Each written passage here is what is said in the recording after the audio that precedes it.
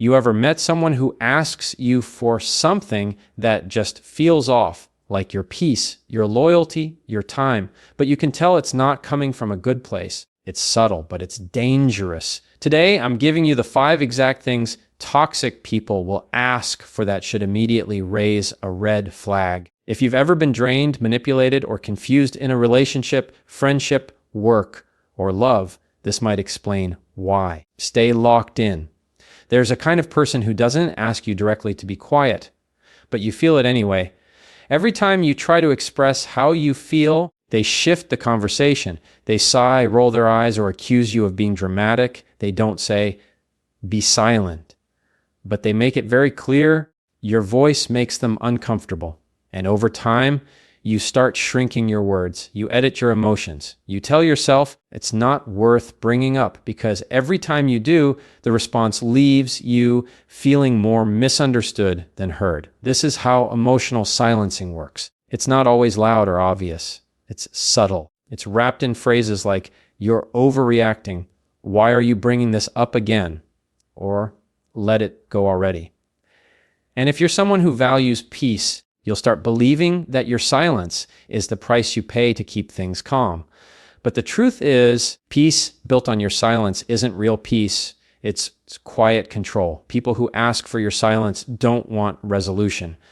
They want comfort. They don't want growth. They want convenience. Your honesty disrupts their narrative. Your truth challenges their version of events. So instead of meeting you with openness, they meet you with resistance. And here's the danger: if you keep silencing yourself long enough, you begin to believe that your needs are too much, your feelings are too complicated, and your voice causes problems. But that's not the truth. That's the conditioning of being around someone who can't handle accountability. Healthy relationships don't ask you to be silent. They make space for your voice. They don't punish you for bringing up hard things. They respect you more for it. Because when someone genuinely cares, they want to understand your experience. Even if it's uncomfortable, they're not afraid of your emotions. They're interested in them. Not to fix or defend, but to connect. The people who ask for your silence will usually say they hate drama, but what they really hate is being confronted with anything that requires emotional responsibility. So they label your pain as drama. They turn your boundaries into attacks. And over time, you begin to carry the weight of their discomfort. You apologize for being too much. You tiptoe. You walk on eggshells. But deep down, you know that nothing about this feels healthy. You're not growing. You're surviving. You're not being seen. You're being edited. The moment you notice someone consistently shutting down your attempts to communicate, that's not a cue to try harder. That's a signal to step back and reassess what kind of connection you're in. You deserve a space where your voice doesn't feel like a threat, where your honesty doesn't cost you the relationship, where your peace isn't dependent on your silence. The more you honor your voice, the more clarity you'll have on who's really for you. Some people were never rejecting you. They were rejecting the discomfort of being seen. And that's not your burden to carry. Speak up even if your voice shakes. Because the moment you choose your truth over their comfort, you begin to reclaim your power. There's a pattern that hurts more than the mistake itself. It's when someone wrongs you, says they're sorry, but nothing ever changes. They want your forgiveness, but they never take responsibility. They want the clean slate without the cleanup. And if you're a kind-hearted person, someone who believes in second chances, you've probably been here more than once. You've been convinced that forgiving without accountability is somehow noble. That letting go means forgetting. But forgiveness without change is just permission for repeated harm. When someone asks for your forgiveness but refuses to own their actions, what they're really asking is for you to absorb the consequences of what they did. They want to move forward, but they don't want to go through the discomfort of self-reflection. They don't want to look at how they hurt you or why it happened. Instead, they want your emotional reset so they can feel better while leaving you with the weight of what was never resolved. These kinds of apologies often sound right on the surface. "I'm sorry you feel that way. I didn't mean it like that." let's just move on. But pay attention to what's missing. There's no ownership, no curiosity about your pain, no conversation about how to make sure it doesn't happen again. It's a performance, not a repair. And if you accept it too quickly, you end up playing a part two, pretending you're okay while your trust quietly erodes. The truth is, forgiveness is not just a kind gesture. It's a bridge to healing, but only if both people are willing to meet in the middle. When one side keeps apologizing just to keep the peace, while the other keeps avoiding the hard work of change, the bridge collapses. You don't heal, you just cope, you just survive. There is nothing wrong with offering grace, but grace is not a free pass. It's not a substitute for accountability. It doesn't mean you excuse the harm, it means you release the hold it has on you. But that release doesn't mean you let them back in. That's where discernment comes in. You can forgive someone, but still recognize that their presence in your life is not safe, that your peace matters more than their comfort. People who truly value your forgiveness will show it, not just say it. They'll ask, "What do you need from me?" They'll check in, they'll reflect, they'll take steps to rebuild what they broke. And it won't be about proving themselves to you. It'll be about becoming someone who is worthy of your trust again. The next time someone says, "I'm sorry," listen carefully. Are they apologizing for how they made you feel, or are they owning what they did? Are they trying to make things right, or just trying to move on quickly? Your heart deserves to be met with effort, not just words. You can forgive without forgetting who showed you they won't do the work. And that's not being bitter, that's being wise. Your boundaries protect the healing that forgiveness begins. Without accountability, forgiveness becomes a revolving door of hurt. Close it, lock it if you must, because healing is not about how quickly you can get over something. It's about how deeply you honor what you went through. There's a certain kind of discomfort that shows up when you start winning, not from you, but from the people around you. You share good news and their smile is delayed. You talk about progress and they quickly change the subject. They say things like, "Don't brag," or "You think you're better now?" It's subtle, but you feel it. The energy shifts. What should be celebrated suddenly feels like something you have to shrink. That's what it looks like when people ask you to downplay your wins, not because you're doing too much, but because your growth exposes where they haven't moved. The problem isn't that you're shining too brightly. It's that they've grown used to your light being dimmed. When you were struggling, they had a place. Maybe they liked being the one who had it together while you were figuring things out. Maybe your challenges made them feel needed. But now that you're evolving, succeeding, and stepping into more confidence, they're not sure where they fit anymore. And instead of doing their own growth, they ask you to shrink. They mask it as humility. They tell you not to get too full of yourself. But real humility is not about staying small. It's about staying grounded while embracing your greatness. People who are secure in themselves won't flinch when you rise. They'll clap. They'll support. They won't feel threatened by your success. They'll be inspired by it. Because they know your win doesn't mean their loss. When someone asks you to downplay your wins, it's not about your character. It's about their insecurity.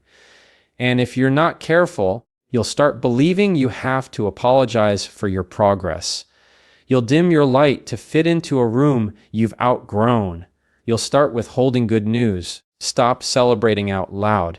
And the tragedy is, you'll slowly disconnect from the joy that you've worked hard to earn. Your wins don't need permission to be celebrated. They don't need approval to be valid. You've fought battles that no one knows about. You've grown in silence. You've sacrificed in ways people will never understand. So when you start to win, even in small ways, own it. Honor it. Speak it out loud. Not to impress others, but to remind yourself of how far you've come. The right people will never ask you to shrink. They'll make room for your expansion. They'll celebrate the version of you that's showing up now, not just the one they were comfortable with before. And if your growth creates distance between you and certain people, let that distance happen. Growth is supposed to reveal who's really in alignment with you. Sometimes the very people you thought would cheer you on are the ones who can't handle your elevation. That's not your fault, and it's not your job to fix it. You don't have to downplay what you've earned just to keep people close. If your success creates tension, it's because it exposed something that was already there, growing. Keep shining. And surround yourself with people who don't just tolerate your light, but reflect it right back. Some people don't just want a relationship with you. They want ownership of your time, energy, and presence. They blur boundaries not out of love, but out of need. At first, it looks like closeness, constant texts, frequent calls. Why didn't you answer? What are you doing? You used to reply faster. It seems like attention.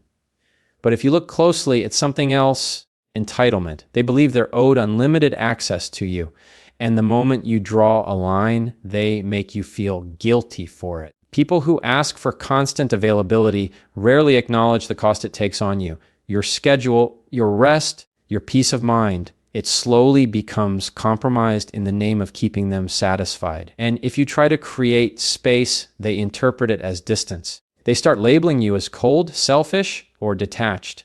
But space isn't a threat. It's a need. And people who genuinely respect you understand that your time is not an endless resource they get to withdraw from at will. When someone expects you to be always on, always responsive, always present on their terms, what they're really saying is, I don't see your boundaries. I only see my needs. And over time, that expectation starts to wear you down. You begin feeling anxious when you miss a message. You over-explain when you're unavailable. You apologize for taking care of yourself because you've been conditioned to believe that saying, I need time, is a betrayal. But it's not. Taking space doesn't mean you care less. It means you care enough about yourself not to burn out in the process of being there for others. The truth is, no one, not even the people you love most, should have access to you 24/7. Uninterrupted access isn't intimacy, it's imbalance. And if a connection requires you to be constantly available to prove your worth, then it's not a connection. It's control wrapped in closeness. Healthy relationships honor individuality. They allow space for silence. They respect when you say, I need a moment, or I'll respond when I can. They don't rush you into interaction or guilt you into constant engagement. Instead, they trust the bond enough to give it room to breathe. Love doesn't demand constant proof.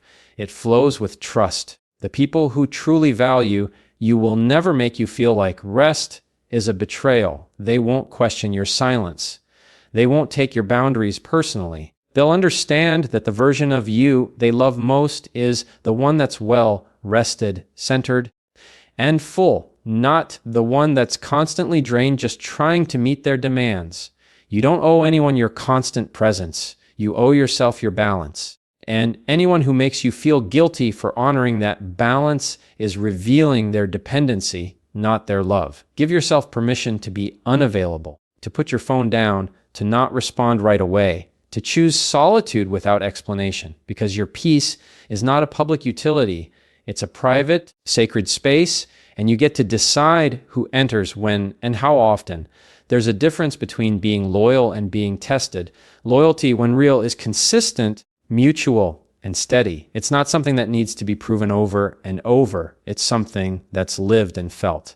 But some people turn loyalty into a test, a constant performance. No matter how much you show up, they want more. No matter how many times you choose them, it's not enough. You're always trying to prove yourself, and they're always shifting the finish line. That's not loyalty. It's emotional control disguised as connection. When someone asks you to prove your loyalty repeatedly, what they're really doing is keeping you in a place of emotional submission.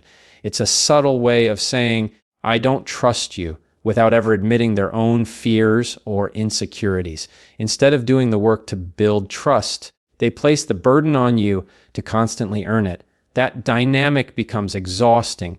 You're not building a relationship. You're managing someone's anxiety. You're constantly defending your intentions, constantly over-explaining, constantly sacrificing to be enough. And at some point, It stops feeling like love and starts feeling like pressure, like walking on a tightrope, hoping that one misstep doesn't get you accused of betrayal. This isn't just tiring, it's damaging. You start questioning yourself, you internalize the doubt, you lose your sense of freedom, and the relationship becomes a space of surveillance instead of support.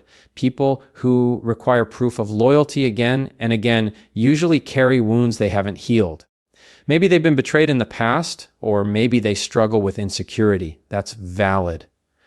But their healing isn't your job to carry. It's not your responsibility to constantly reassure someone who refuses to do the work to feel secure within themselves. Relationships aren't meant to be built on interrogation. They're meant to be built on trust, empathy, and shared responsibility. You can be loyal and still set boundaries. You can love someone and still say, I'm not going to keep proving myself to you. Because at some point, if someone doesn't see your consistency, it's because they've chosen not to. No amount of proving will ever be enough for someone who's committed to being suspicious. You'll just keep jumping through hoops while they hold your worth hostage. Real loyalty doesn't need constant confirmation. It's recognized in your actions, your presence, your energy. It shows up in how you support someone, how you stand by them, not in dramatic gestures, but in steady consistency. And it's a two-way street. If someone demands loyalty but doesn't offer you emotional safety in return, that's not a relationship. It's a transaction rooted in fear. You deserve to be with people who trust you because they know you, who don't require you to constantly earn a place you've already proven you belong in. Your love shouldn't feel like a trial. You shouldn't have to convince someone of your heart every time they feel insecure. That's not love. That's emotional labor that keeps you small. If someone makes you feel like your loyalty is never enough, take a step back and ask yourself, is this a relationship or is this a contract I never agreed to? Because the moment you stop performing, the truth will always reveal itself.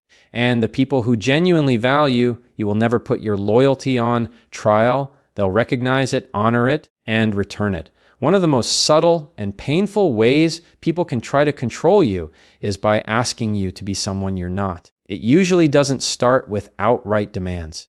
It starts with comments like, you'd be more attractive if you were quieter, or why can't you just be more like? They phrase it like advice, like they're just trying to help you improve. But the message underneath is loud and clear. Who you are isn't enough for them. They're not interested in seeing you fully. They're interested in molding you into a version that fits their comfort. Over time, if you keep hearing those messages, you start editing yourself. You water down your opinions. You dress differently. You second guess your natural energy. You become hyper aware of how you talk, how you laugh, how you exist. You begin to perform. And the worst part, you start losing sight of where the performance ends and where the real you begins. That kind of relationship doesn't grow love. It grows resentment and self-abandonment. When someone wants you to be someone you're not, it's never really about you. It's about their need for control. Maybe they're afraid of being challenged. Maybe your uniqueness highlights what they've buried in themselves. Maybe they only know how to love people who make themselves smaller. Whatever the reason, it's not your responsibility to morph into someone that makes them feel secure. You are not created to be a custom version of yourself to meet someone else's expectations. Love doesn't sound like you'd be better if. It sounds like, I love who you are, not who I want you to become. Real connection doesn't require performance. It requires presence. It allows you to be messy, bold, quiet, loud, soft, fierce, whatever your truth is in the moment. You don't have to hide pieces of yourself to be accepted by the right people. You don't have to trade your authenticity for approval. The more you try to be who someone else wants you to be, the more disconnected you become from your own identity. And what's worse is that even if you succeed in becoming their ideal version of you, it will never feel like enough, because deep down, you'll know it's not really you they love. It's the version you perform to keep them. Choosing to be yourself in a world that constantly tells you to shape, shift is one of the boldest acts of self-respect And yes, you might lose people when you stop pretending. But the people you lose when you choose yourself were never really there for you in the first place. They were there for the role you played. So stop shrinking, stop molding, stop apologizing for your edges, your voice, your energy. The right people will never ask you to be who you're not. They will never make your authenticity feel like a problem to solve. They'll meet you as you are and love you in the present, not some edited version they imagined. You don't owe anyone a performance. You owe yourself permission to be real. And that permission will attract the kind of people who don't just tolerate your truth. They celebrate it.